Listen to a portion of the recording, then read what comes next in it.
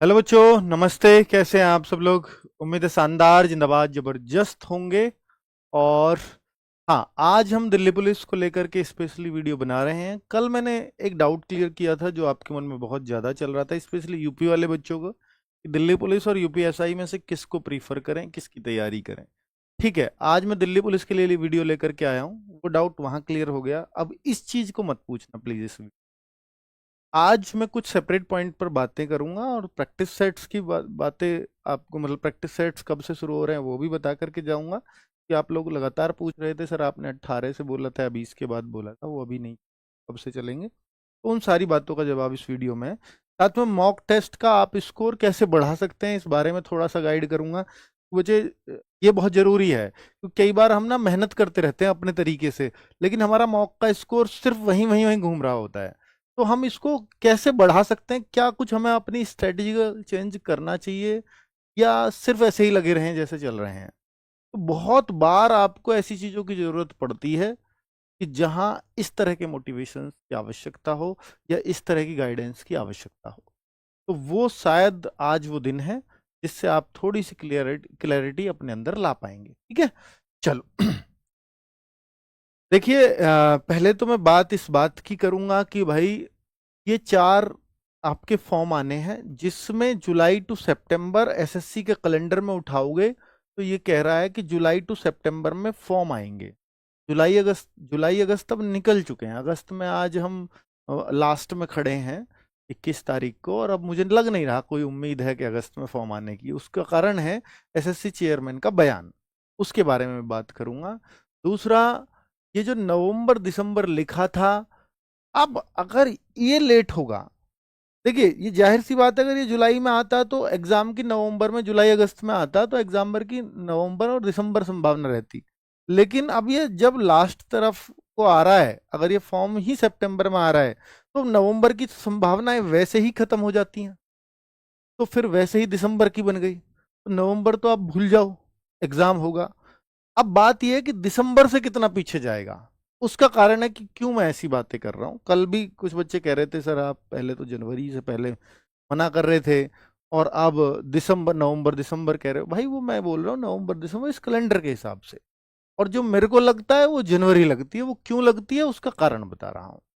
ठीक है, चलो। तो ये चारों आप भर्ती, और इन चारों में से कौन सी पहले आएगी? ये है कांस्टेबल की वैकेंसी, जिसके लिए 7,500 लगभग 7400 प्लस वैकेंसी कहूंगा, 7,500 नहीं, 7411 वैकेंसी प्रस्तावित हैं, आने को है। ठीक है, तो अब बात इस बात की कर लेते हैं कि भाई क्या क्या आपके मन में पॉइंट्स हैं, और उन पे एक एक करके क्लैरिटी मैं दे देता हूं। अब सबसे पहले कैलेंडर होगा रिवाइज्ड, ऐसी मेरे को उम्मीद है कि अब एसएससी सबसे पहले उसको कैलेंडर रिवाइज करना चाहिए। कारण है उसका, क्योंकि अब कोई नोटिस कब निकलता है, कैलेंडर कब रिवाइज होता है, दोनों बातों में फर्क बताता हूं। अगर ये हो कि एक ही एग्जाम हटा है कि ये एग्जाम इसके बजाय अब इस डेट को हो, ये एग्जाम इस डेट के बजाय अब इस डेट को होगा, तो वहां आपका जो है कैलेंडर रिवाइज नहीं होता, एक एसएससी का नोटिस आ जाता है भैया ये एग्जाम उस डेट को होने वाला है। लेकिन अगर बहुत सारे एग्जाम्स हटाने पड़ रहे हों या अलग अलग डेट्स पे हो रहे हों, तो फिर एक नोटिस से काम नहीं चलता, फिर एक कैलेंडर रिवीजन होता है जो अब लग रहा है। क्योंकि अब अगर ये सीजीएल इन्होंने हटाया है तो जाहिर सी बात है सीएचएसएल पे भी इम्पैक्ट पड़ने वाला है, एमटीएस पे भी पड़ने वाला है, क्योंकि ये सब पैक्ड डेट थी। सीजीएल के बाद सीएचएसएल एमटीएस ये सब पैक्ड था शेड्यूल, और उसके बाद फिर दिल्ली पुलिस और ये सब चलता। तो अब यहां जो डिस्टरबेंस अगर शुरुआत में आया तो लास्ट तक इम्पैक्ट डालता है। तो अब जाहिर सी बात है कि भाई अगर ये सब पे ही इम्पैक्ट डालेगा तो एक कैलेंडर रिवीजन आएगा। अब ये कैलेंडर रिवीजन कब आएगा, कैलेंडर रिवाइज कब होगा, इसके बारे में तो भाई बहुत ज्यादा तो मैं नहीं जानता, लेकिन एसएससी चेयरमैन साहब का एक बयान आया था।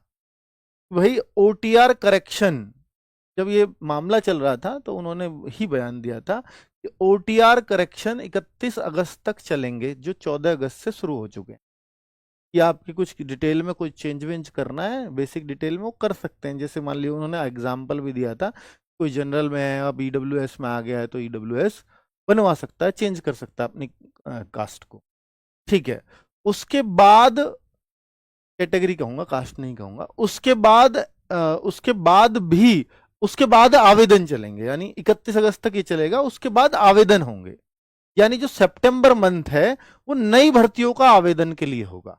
अब आप बताइए, सीजीएल का आवेदन हो चुका है, सीएचएसएल का आवेदन हो चुका है, एमटीएस का आवेदन हो चुका है, बच किसका आवेदन रहा है? दो ही चीजों का, एक सीपीओ का और एक दिल्ली पुलिस का।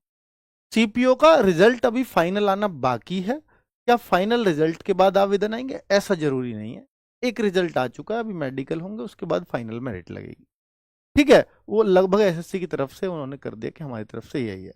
तो हो सकता है कि सीपीओ का भी नोटिफिकेशन जो जून में प्रस्तावित था वो सितंबर में आए, लेकिन जो मेन नोटिफिकेशन है वो है दिल्ली पुलिस के। तो और फिर इन्होंने बोला कि सितंबर के बाद फिर अक्टूबर में ओटीआर करेक्शन आएगा, यानी है ना, जिन बच्चों को चेंज करना है फिर से कर सकते हैं। तो यानी अक्टूबर में भी फिर आवेदन नहीं है, फिर ओटीआर करेक्शन चलेगा। तो जाहिर सी बात है कि सितंबर में ही सारे आवेदन करा लिए जाएंगे। क्या चारों भर्तियों के एक महीने में आवेदन हो सकते हैं? जी हाँ, पहले भी हुआ। एमटीएस का उसी महीने में था, सीएचएसएल का उसी महीने में था, सीजीएल का जून में ही था, और सिलेक्शन पोस्ट का भी जून में था, स्टेनो का भी वहीं था। तो 4-4, 5-5 भर्तियों के जून में हो चुके हैं आवेदन। तो इसलिए एक महीने में होने में एसएससी का पास इतना सर्वर है कि वो बिजी नहीं जाएगा।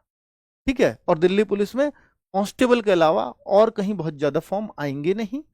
एचसीएम में भी हालांकि 10-15 लाख के आसपास फॉर्म होते हैं, सीपीओ में 7-8 लाख के आसपास फॉर्म होते हैं। तो कोई बहुत ज्यादा सर्वर वाली दिक्कत है नहीं। तो चारों पांचों फॉर्म एक महीने के अंदर भरे जा सकते हैं, उसमें कोई डाउट नहीं।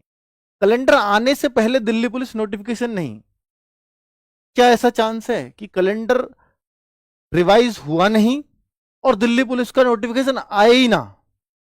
नहीं, ये चांस बहुत कम है कि भैया देखो, आना तो कैलेंडर चाहिए क्योंकि बहुत सारा बच्चा उन एग्जाम्स का वेट कर रहा है। पर कैलेंडर इसलिए भी रुक सकता है अभी क्योंकि उन एग्जाम्स की हो सकता है डेट ही तय ना हो। इसलिए तय ना हो क्योंकि अभी हो सकता है कंपनी भी रिजेक्ट हो। इस कंपनी से एडिक्विटी से एग्जाम चल रहा था, तो ये भी चांसेस हैं कंपनी से एसएससी आगे एग्जाम ही ना कराए। फिर अगर दूसरी कंपनी का टेंडर करना पड़ा या पूरा टेंडर प्रोसेस बदलना पड़ा, तो फिर एक लंबा प्रोसेस है जो एग्जाम्स को बहुत डिले कर सकता है। ठीक है, तो फिर तो कैलेंडर बाद में ही आएगा, क्योंकि जब तक उनकी एग्जाम्स की, देखिए कोई एग्जाम अगर हटाया जा रहा है, पीछे हटाया, पीछे खिसकाया है, तो और जिस वजह से खिसकाया है, अगर उस वजह को पूरी तरह से बच्चों को सेटिस्फाई नहीं करेंगे, संतुष्टि नहीं देंगे, तो फिर तो एग्जाम हटाने का ही क्या फायदा रहा? एसएससी तो कभी नहीं चाहेगी ना उसको दोबारा एग्जाम हटाना पड़े, पहली बार में ही बहुत बेइज्जती सहली है, कभी नहीं चाहेगी। तो पहले ये एश्योर करेंगे कि भैया वो एग्जाम सेंटर सब कुछ दुरुस्त हो जाए, जो बच्चों की शिकायतें थी वो सब ठीक हो जाए, ये बिल्कुल एसएससी चाहेगा। और उससे पहले कैलेंडर जारी हो नहीं सकता जब तक ये आश्वस्त ना हो जाए। तो ऐसा तो नहीं है कि दिल्ली पुलिस नोटिफिकेशन पहले नहीं आ सकता, बिल्कुल आ सकता है। दिल्ली पुलिस नोटिफिकेशन पहले आ सकता है, लेकिन एग्जाम डेट नोटिफाइड सून आएगी, एग्जाम डेट नहीं आ सकती इसमें। और अगर कैलेंडर सही चल रहे होते सब कुछ, तो एग्जाम डेट नवंबर दिसंबर लिखा था ना इसमें एग्जाम दिल्ली पुलिस के में, फिर वो एग्जाम डेट स्पेसिफाई होके आ जाती, ये फायदा होता। ठीक है, जो अब नहीं होगा। तो अगर दिल्ली पुलिस नोटिफिकेशन जैसा उन्होंने बोला कि ये तो निकालेंगे हम, इनमें कोई भाई नोटिफिकेशन निकालने में कोई समस्या थोड़ी है, इसको थोड़ी डिले करेंगे। मान लीजिए अगली साल जनवरी में कर दिया तो बहुत सारा बच्चा ओवरेज हो जाएगा, क्योंकि आप अगर इस साल निकालते हो तो 1 जुलाई को डेट ऑफ बर्थ मांगोगे, अगर ये जनवरी में आया तो 1 जनवरी को आप डेट ऑफ बर्थ मांगोगे, तो 6 महीने जो इस दौरान बच्चे ओवरेज होंगे उनका जवाब कौन है ना? तो वो बच्चा तो आप पे आस लगा के बैठा है, आप तो ओवर एज में तो छूट देंगे नहीं। ठीक है, तो ये कुल मिलाकर के दिल्ली पुलिस नोटिफिकेशन आ सकता है, लेकिन एग्जाम डेट शायद देखने को ना मिले जो पहले मिलती। तो सितंबर में चारों भर्तियों के आ सकते हैं आवेदन, जी 100% आ सकते हैं। 2 सितंबर को कांस्टेबल के फॉर्म, ये जो बात है क्या ये गलत खबर है? जी हाँ, ये गलत खबर है। जो पहले नोटिफिकेशन थे और ये जो पहले वैकेंसीज थी वो भी कम थी, 5,000 के आसपास आने वाली थी। उन 5,000 वैकेंसीज के साथ था कि 2 सितंबर का इसको नोटिफिकेशन दिल्ली पुलिस ने प्रपोज किया था। प्रपोज का मतलब ये होता है एसएससी अपने हिसाब से उसे माने भी, हो सकता है ना भी माने, वो अपनी कोई डेट दे दे, ऐसे उसमें हो सकता है। तो प्रपोज्ड की थी इन्होंने कि 2 सितंबर को इसका नोटिफिकेशन निकाल दो, उसको तब निकाल देना, उसको तब निकाल देना, उसको तब निकाल देना। मोस्ट प्रोबेबली उन डेट्स पे निकल जाता, पर चूंकि रिवाइज ही हो गई वैकेंसी तो इसलिए अब वो चांसेस कम है, क्योंकि इन्होंने फिर उसको डिले किया है, खुद दिल्ली पुलिस की तरफ से वो डिले हुआ है। तो इस वजह से वो कह देंगे अब 2 सितंबर को पॉसिबल नहीं है, क्योंकि आपकी चीजें फाइनल नहीं हुई, आप लगातार उसको अपडेट कर रहे हो, तो हो सकता है ये डिले हो। ठीक है, ये चांसेस है 2 सितंबर से तो डिले हो, 2 को आ जाए तो बहुत अच्छी बात है, पर चांसेस बहुत कम मेरे को नजर आते हैं। पर सितंबर में चारों भर्तियों के आ जाएं ये बहुत ज्यादा चांसेस है। ठीक है, मॉक में स्कोर कैसे बढ़ाएं और प्रैक्टिस सेट, अब इसकी बातें कर ले। तो ये जनरल क्वेरीज थी जो आपके मन में, मुझे लगता है कि मैं अच्छे से सॉल्व कर पाया होऊंगा और आपके जो कंफ्यूजन्स थे वो सब चले गए होंगे।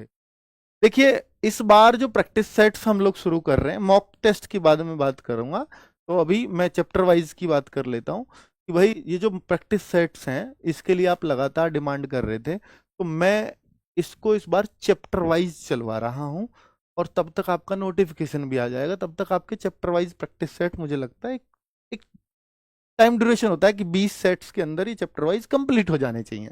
मुझे भी लगता है कि 20-20 सेट में आपका हर चैप्टर का लगभग रिवीजन हो जाएगा हर सब्जेक्ट के। ठीक है, लेकिन जीएस को कैसे हम 20 सेट्स में कवर कर सकते हैं, तो ये भी एक क्रम लेकर के जैसे नवीन सर कराते हैं, तो उसी उसी क्रम के हिसाब से यहाँ अजीत सर भी आपको जीएस को 20 या 25 सेट्स में वो कवर अप करेंगे। तो इसकी आपको टेंशन नहीं लेनी है कि भाई, क्योंकि ये बिल्कुल पैटर्न या ये guidance under the guidance of Naveen sir ही चलेगा। ऐसा नहीं है कि अजीत सर पढ़ा रहे हैं तो नवीन सर इसमें बिल्कुल भी इन्वॉल्व नहीं, उनका भी इन्वॉल्वमेंट होता है, टीचर्स पे सजेशंस भी होते हैं और आपस में डिस्कशन भी होते हैं। ठीक है, चलिए, तो अब आप यहां देखेंगे प्रैक्टिस सेट्स की बात। तो रीजनिंग का सुबह 10 बजे चलेगा, राहुल शर्मा सर इसको करा रहे होंगे। कंप्यूटर शिवम सर 11 बजे इसको करा रहे होंगे। आकाश शर्मा सर मैथ्स को 12 बजे करा रहे होंगे। तो ये 10, 11, 12 और फिर शाम को 6 बजे जीएस का प्रैक्टिस सेट हो रहा होगा। तो ये 4 प्रैक्टिस सेट्स की हमें सबसे ज्यादा नीड लगी अभी, तो ये शुरू कर दिया है। बहुत जल्दी इंग्लिश का भी शुरू कर देंगे एचसीएम के लिए। ठीक है, तो प्रैक्टिस सेट करने का सही तरीका, बहुत सारे बच्चे होते हैं कि मैं लाइव करूं इसको रिकॉर्डेड करूं, देखो अपना अपना तरीका है। वैसे मैं एक सजेशन दूंगा कि अगर आप लाइव करते हैं तो एक बस रूटीन बन जाता है, क्योंकि बहुत जो सीरियस बच्चा है उसको फर्क नहीं पड़ता कि वो लाइव करे या रिकॉर्डेड। अगर आपको उस टाइम पढ़ना है चाहे कुछ भी हो जाए तो फिर आप रिकॉर्डेड कर लो, फिर तो कोई दिक्कत नहीं है। लेकिन अगर आपको एक रूटीन, एक टाइम टेबल सेट करना है तो फिर लाइव करना ज्यादा बढ़िया रहेगा। और रिकॉर्डेड में आप एड वेड से परेशान रहते होंगे, लाइव में वो एड देखने को नहीं मिलते आपको। अच्छा तरीका ये होगा करने का, भाई जिसमें पता है कि इतने बजे मुझे रोज लाइव आना ही है, तो आपका एक भी छूटेगा तो आपको दर्द होगा, बस ये बात है। और रिकॉर्डेड में आज छूट गया, चल कल कर लूंगा, फिर अगर किसी वजह से कल भी नहीं कर पाए तो 2 दिन का जो बैकलॉग है उस वजह से वो कभी हो ही नहीं पाएगा, क्योंकि हर दिन के अपने सेट्स हो रहे हैं और फिर आपका पीछे का करने का मन ही नहीं करेगा। ऐसा बहुत बार आपके साथ हुआ होगा, ये आप जानते हैं। चलो, अब मैं बात कर रहा हूं इस बात की कि भाई जो सही तरीका है वो क्या है करने का। सही तरीका ये है मेरे भाई, जब आप लाइव करते हो तो आप कई बार ऐसा सोचते होंगे, सर मैं जब राहुल सर करा रहे हैं प्रैक्टिस सेट तो इनके साथ तो 25 में से 24 मार्क्स या 25 मार्क्स लेके आता हूं, लेकिन जो संडे वाला मॉक है उसमें 25 में से 20-21 ही रह जाते हैं, ऐसा क्यों होता है? और रीजनिंग में भाई अगर आपके इतने मार्क्स नहीं आ रहे ना, इतने मार्क्स आपके मॉक में नहीं आ रहे तो वो फिर कम है। रीजनिंग में एक्सेप्टेबल सिर्फ 2 ही नंबर हैं, या तो 24 या 25, 23 भी कम है, और जितने इससे कम होते चले जाओगे वो बहुत कम होते चले जाओगे आप, फिर वो कम ही कम है। ठीक है, तो बेहतर होगा कि भाई अगर आपको ये स्कोर अचीव करने हैं तो एक तरीका अपनाना, और दोनों जगह फिर आपका सेम स्कोर आएगा। तरीका ये है कि जो राहुल सर क्वेश्चन आपको बोर्ड पर दें तो लाइव वीडियो को पॉज करो और पहले उस क्वेश्चन को अपने कॉपी पेन लेकर के बैठो, पहले उस क्वेश्चन को खुद हल करो, और लगे जरूरत है इसमें मुझे तो वीडियो को फिर प्ले करो और फिर उसको देख लो, और लगे कि नहीं ये तो मैंने कर लिया तो आगे बढ़ो सीधा दूसरे पे, तो लाइव के साथ ही आप इस वीडियो को खत्म कर लोगे। ऐसा नहीं है कि आपको ऐसे 2 घंटे लगेंगे, नहीं, राहुल सर समझा समझा कर रहे हैं, आपको खुद ही करना है। उनको एक क्वेश्चन कराने में 2-3 मिनट लग जाएंगे, आपको खुद ही करना है तो हो सकता है 30 सेकंड 40 सेकंड 1 मिनट में कर लोगे। ठीक है, तो आप इनसे पीछे नहीं रह सकते लाइव में अगर आप ऐसे ऐसे कर रहे हो तो, और आपको एक कॉन्फिडेंस आएगा कि ये सारे तो मैंने ही किए हैं। वरना क्या होता है जब आप लाइव कर रहे होते हो, स्पेशली मैथ रीजनिंग में बहुत होता है ऐसा, और अच्छा सर ने कोई हिंट दिया वो सुनता रहा और हम हल करते रहे, वो हम सुनते रहे और वो करते रहे, उस हिंट की वजह से वो हो रहा है ना। तो आपने खुद के सोचने का वो उस पर जोर ही नहीं दिया, आपने दिमाग पे लोड ही नहीं पड़ने दिया, उससे पहले इनकी बातें सुन गए, ये होती है बात। इसलिए आपका मॉक में 21 आते हैं और रियल टेस्ट में जो प्रैक्टिस सेट होते हैं उसमें 24-25 आप कर रहे होते हो, ये है बड़ा फर्क बस। ठीक है, तो सही तरीका मैंने आपको बता दिया, सेम मैथ में भी आजमाना, कंप्यूटर को या जीएस को आप डायरेक्टली कर सकते हो, इसमें बहुत पॉज की आवश्यकता नहीं है। जो जो चीजें नहीं मिले, जो आपको नहीं पता हो, उनको हर प्रैक्टिस सेट नंबर करके उनको नोट करते रहो बस, ये चीज नहीं मिली है, ये चीज मुझे नहीं पता थी, उसको नोट करते रहो। सारा प्रैक्टिस सेट नोट करने की आवश्यकता नहीं है, सिर्फ उतना नोट करो। ठीक है, प्रैक्टिस सेट आप कहो सर मुझे तो आता ही नहीं कंप्यूटर, तो भाई आप फिर प्रैक्टिस सेट ही मत करो। प्रैक्टिस सेट उन्हीं बच्चों के करने चाहिए जिन्होंने एक बार सिलेबस कंप्लीट कर लिया हो, वरना कोई अर्थ नहीं है इसको करने का। ठीक है, प्रैक्टिस सेट सिर्फ उन्हीं के काम के होते हैं। 26 अगस्त से शुरू हो रहे हैं, टाइमिंग आपके सामने, आप कहो कि ये टीचर लाओ वो टीचर लाओ, भाई सब कुछ छोड़ दो, क्वेश्चंस तो उन्हीं टीचर्स के सबके एक जैसे ही चल रहे हैं। आपको क्वेश्चन से मतलब होना चाहिए, क्वेश्चंस का एक्सप्लेनेशन ना समझ में आ रहा हो इन टीचर्स से तो फिर मेरी गलती है, फिर आरडब्ल्यू की गलती आपको इन टीचर्स को दे रहे हैं हम लोग। ठीक है, तो वो क्वालिटी हर क्वेश्चन में हर चीज में मिलेगी, हर टीचर के समझाने में मिलेगी। ठीक है, आप अगर माइंड सेट करके बैठोगे कि मुझे वही टीचर चाहिए, यहां वो चाहिए यहां वो चाहिए, तो भाई फिर आप ना पढ़ने नहीं आ रहे हो, सिर्फ बहुत सारी चीजें, सिर्फ मुझे तो टीचर्स पे क्वेश्चंस करने सिर्फ इसलिए आने। ठीक है, चलो, और आप ये सोचो ना कोई टीचर बहुत मन से कि 50 की जीएस है इसमें जान लगा दूंगा, बहुत मन से आपके लिए अड़ रहा हो बैक ऑफ द माइंड की 26 से प्रैक्टिस सेट शुरू हो रहे हैं, इस बार जीएस बच्चों की बहुत अच्छी करानी है, दिल्ली पुलिस में सारे क्वेश्चन फंसाने हैं, कुछ एक्स्ट्रा प्रयास डालूं, एक्स्ट्रा एफर्ट डालूं, बहुत मेहनत पर्दे के पीछे चल रही हो, किसी की सजेशंस भी चल रहे हो, मीटिंग्स भी चल रही हो, लेकिन पता चल रही है नहीं सर मुझे इनकी जगह वो चाहिए, है ना। तो फिर इस टीचर का आप सोचो ना कि कैसा हौसला होगा कि मैं इनके लिए इतना प्रयास कर रहा हूं और ये मेरे पे भरोसा नहीं कर। आप पहले पढ़ो तो सही, हाँ 2-3 सेट पढ़ के आपको लगे नहीं ये टीचर दमदार नहीं है, तब कहना ना उनके लिए, तो आपको अब उसको भी लगेगा फिर शायद मैं ही कुछ कमी कर रहा हूं, लेकिन ऐसे नहीं। ठीक है, चलो, बहुत चीजें मैं आपको इसलिए समझा रहा हूं क्योंकि ये आप ना ऐसे ही कर देते हो बस। ठीक है, दूसरी बात, मॉक में स्कोर कैसे बढ़ाएं। मैंने आपको इसमें मॉक के लिए 2 पॉइंट लिखे हैं, 2 चीजों पे आपको काम करना है, एक आपके वीक पॉइंट्स और एक आपके स्ट्रॉन्ग पॉइंट्स। इन दोनों पॉइंट्स पे अगर आपने काम कर लिया तो मॉक का स्कोर बढ़ जाएगा। ये कैसे, आपको दोनों जब भी कभी मॉक दो तो इस मॉक का एक सेल्फ एनालिसिस हर बच्चे को करना है। एक एनालिसिस तो हम कराएंगे बाद में, जब आपका फॉर्म वॉर्म भर जाएंगे उसके बाद मैं एनालिसिस शुरू कर दूंगा, वो तो रहेगा ही, लेकिन सेल्फ एनालिसिस अभी आप कैसे कर सकते हो। तो जब भी आप मॉक देते हैं तो मॉक देके इतने नंबर आ गए ठीक है बात छोड़ दी, इसका उत्तर ये इसका उत्तर नहीं, आपको ये देखना है कि मेरे मैथ्स में जो मेरा मैथ सब्जेक्ट है इसमें मेरे कौन कौन से सब्जेक्ट से या कौन कौन से चैप्टर से क्वेश्चंस ठीक होते हैं। हर बार आपको चैप्टर का नाम पढ़ते ही कॉन्फिडेंस हो जाएगा, हाँ ये चैप्टर तो बहुत बढ़िया हो रहे हैं। अब आप देखो कि पिछले 2-3 सेट को आप देखना, इस बार से करोगे तो अगली बार भी देखना, उससे अगले को भी देखना। तो एक चीज नोट करना कि भाई आपके जो हर सेट में ही लगभग इन चैप्टर्स में से दिक्कत होती है। मान लीजिए वो आपने देखा मैथ्स में जी 4-5 चैप्टर्स ऐसे हैं जिनमें मुझे बहुत ज्यादा दिक्कतें बनती हैं। ऐसा हो सकता है। यहां बाकी चैप्टर्स में मुझे कोई दिक्कत नहीं, मैंने ये फाइंड आउट किए, अब आपने इन पे काम करना शुरू करो। और मैं ये कह रहा हूं कि एक वीक एक चैप्टर, एक वीक एक चैप्टर, ये टारगेट बना लो कि एक वीक में एक चैप्टर को, जो वीक में था, जो आपका चैप्टर वीक पॉइंट में था, उसमें एक वीक में एक चैप्टर को अपना सबसे स्ट्रॉन्गेस्ट चैप्टर बना दूंगा। इस चैप्टर मैथ्स में अगर कुछ पढ़ूंगा तो इस चैप्टर को बहुत पढ़ूंगा। ठीक है, अगर मुझे कोई सेल्फ स्टडी करनी है तो इस चैप्टर की करनी है। आप क्या करते हो, ये 4-5 गलत है, इन चारों पांचों को हर दिन पढ़ते रहोगे, है ना, या इनको पढ़ते ही नहीं, आप जैसे चल रहे हो वैसे चलते रहोगे। इन पे करिए ना फोकस। तो जो स्ट्रांग पॉइंट है उन पे हमें बहुत काम नहीं करना, जैसा चल रहा है जितनी प्रैक्टिस हो रही है काफी है, लेकिन वीक पॉइंट्स पे काम करना। ठीक है, और उनको भी लिखना कि जिसमें स्ट्रांग में मत गिन लेना उसको, जो तुक्के से सही हो रहे हैं उसको भी इधर ही लाना।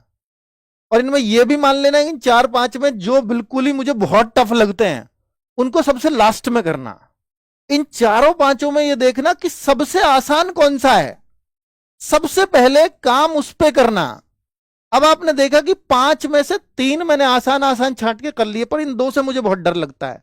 पर आपको यह पता होगा कि मैथ में सिर्फ यही 2 चैप्टर हैं जो मेरी कमजोरी बने हुए हैं। फिर आप उन 2 पर 100% काम करोगे और 100% वो मजबूत होंगे। ये 2 ही क्या है फिर मेरे सामने, ऐसे आपको लगेगा। ठीक है, कि 2 फिर मुझे परेशान नहीं कर सकते। परेशानी सिर्फ तब होती है जब वो ज्यादा हो, जब संख्या उसकी कम होगी फिर वो कभी परेशानी नहीं हो सकती। ठीक है, सेम रीजनिंग में बहुत इश्यूज आते नहीं है वैसे। रीजनिंग में कोई कहे कि सर मेरे जो है वो क्वेश्चन गलत होते हैं सीरीज के, तो भाई वो किसी के भी गलत हो सकते हैं, वो कोई दिक्कत वाली बात नहीं है।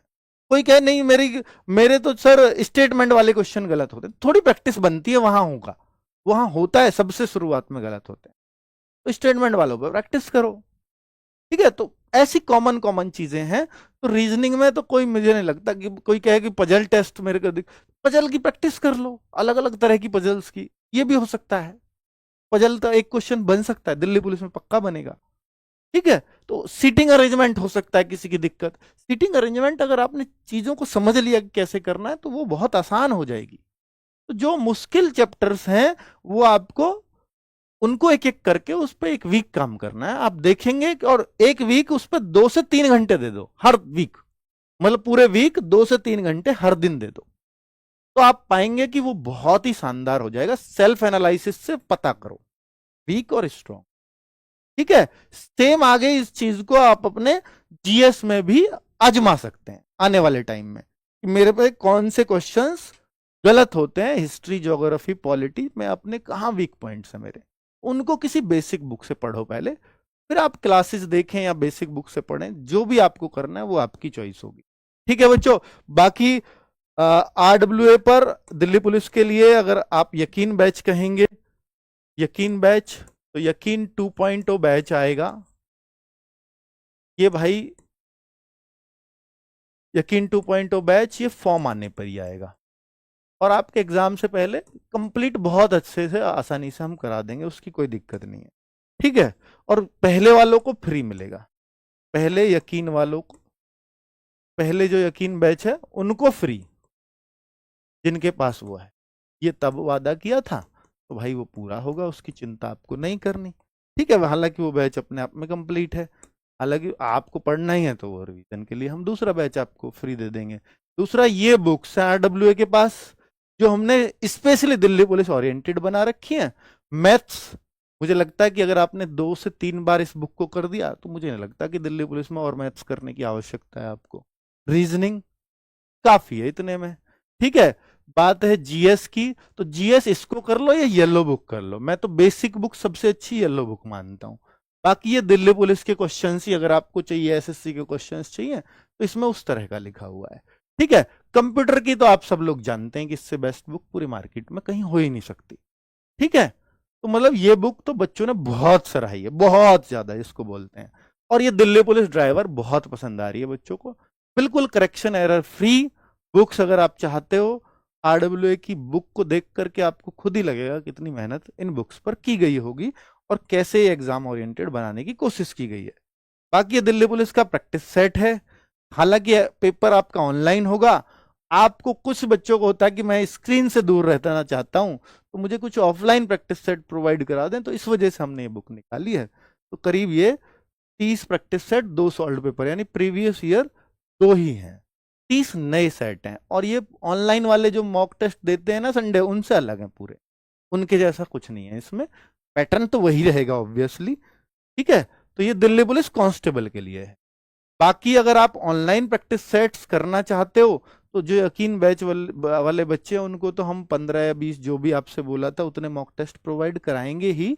बाकी ये 100 टेस्ट 100 रुपए में हमने अलग से निकाले हैं, ताकि कोई बच्चा कहता है कि सर मुझे ज्यादा करने हैं, तो वो आप अपनी अवेलेबिलिटी के हिसाब से देख लेना। मैं ये रिकमेंड नहीं करूंगा कि आप सब लो, आप कर सको, रोज की आवश्यकता और रोज चाहिए मुझे प्रैक्टिस सेट, तो वो आपके ऊपर डिपेंड है। तो एक टेस्ट आपको 1 रुपए के बराबर पड़ेगा इसमें, ठीक है, ऐसे इसलिए बना दिया है उन्होंने। चलो, ये 15 अगस्त पे हमने ओपन किए हैं, अभी जो 15 अगस्त के। ठीक है बच्चों, थैंक यू वेरी मच, नमस्ते।